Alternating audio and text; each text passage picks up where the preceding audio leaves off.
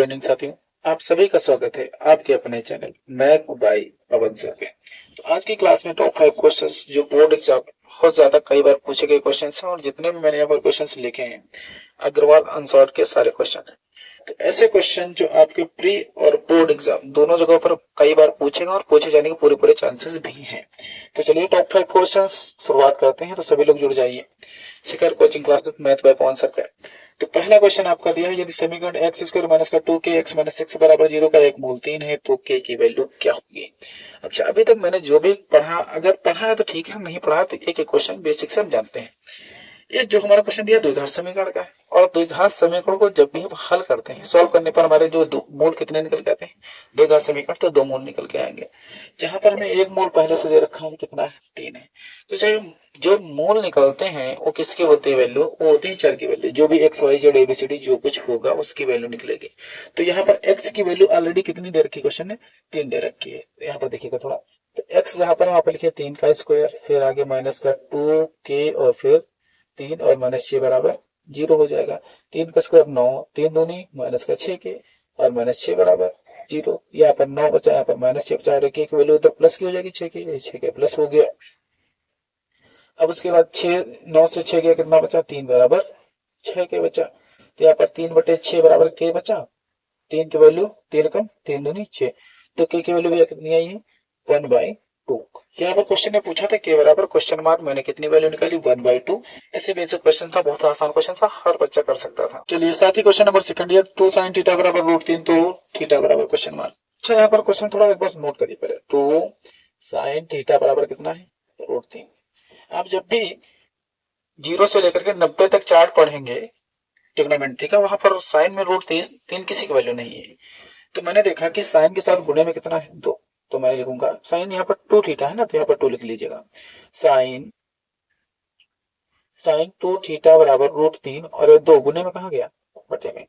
मैंने पढ़ा है कि साइन 30 की वैल्यू और साइन 60 की वैल्यू, साइन 30 की वैल्यू 1/2 और साइन 60 की √3/2 होती है। तो जहां पर √3/2 लिखा है, इसको साइन के फॉर्म में लिखिए।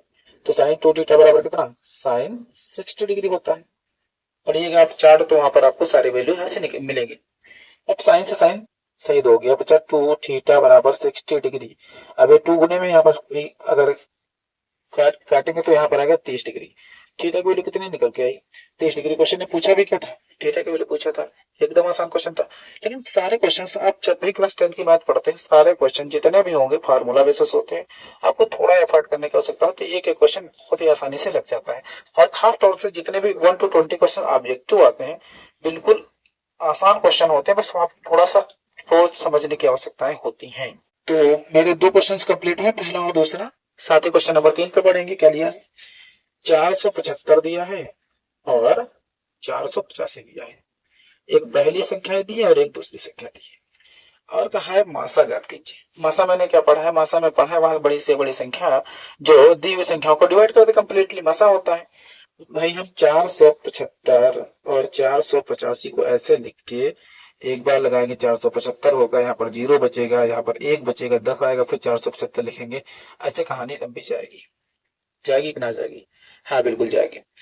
अगर 2 संख्याएं दी हों, बड़ी संख्या, बड़ी से बड़ी संख्या कोई दी हो, तो हम क्या करते हैं, दोनों संख्या का डिफरेंस निकालते हैं। पहला स्टेप होता है, कितना निकला भैया, 10 निकला। 10 निकला तो 10 क्या 475 और 485 दोनों को कंप्लीटली डिवाइड करता है, करता है कि नहीं करता। तो हम कहेंगे नहीं करता, दोनों को नहीं करता, क्योंकि 10 से संख्या डिवाइड होने वाली अगर कोई भी है कंप्लीट रूप से, तो उसके अंत में 0 जरूर होना चाहिए। यहाँ पर किसी भी संख्या के बीच अंत में 0 नहीं है। अब जो 10 निकला इसके फैक्टर करिए, तो 1 मिला 5, 1 मिला 2। 2 कहता है आपका अंतिम संख्या क्या होनी चाहिए, सब होनी चाहिए। यहाँ पर अंतिम संख्या तो भी सब है, तो भैया एक संख्या मेरी क्या मिली, 5। 5 का रूल क्या कहता है, या फिर अंतिम संख्या 0 या फिर 5 होनी चाहिए, तब वो कंप्लीटली डिजिबल होगी। तो भाई इसका मासा कितना निकला, 5। तो आपका तीसरे का राइट आंसर कितना आएगा, 5। मासा बराबर 5 होगा। अब क्वेश्चन नंबर 4 दिया है, 20 संख्याओं का समांतर माध्य 12 है, तो संख्याओं का योग ज्ञात कीजिए।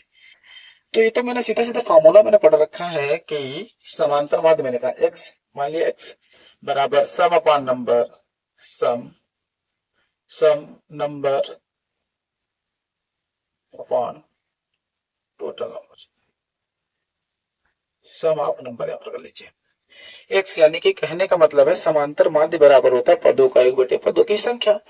तो भाई यहाँ पर क्वेश्चन में क्या नहीं दिया है, पदों का योग नहीं दिया। समांतर माध्य बराबर कितना दिया है, समांतर बी संख्या का समांतर माध्य 12 है। पदों का योग नहीं दिया है तो हम यहाँ पर सीधे लिख दे रहे हैं योग, ठीक है कि नहीं। और पदों की संख्या कितनी क्वेश्चन ने रखी है, 20 दे रखी है। 20 संख्याओं का समांतर माध्य पूछा क्वेश्चन ने। अब यहाँ पर कैंची गुणा करेंगे, क्रॉस मल्टीपल जिसे हम बोलते हैं, ये वाली।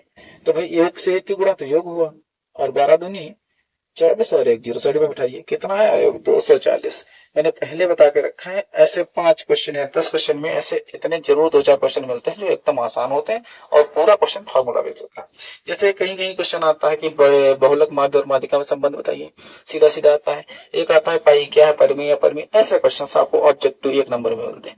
तो कुछ रटने वाले भी क्वेश्चन मिलते हैं, कुछ सॉल्व करने वाले भी मिलते हैं, और कुछ ऐसे 1 नंबर में क्वेश्चन आ जाते हैं जो थोड़ा सा टाइम टेकन भी होते हैं।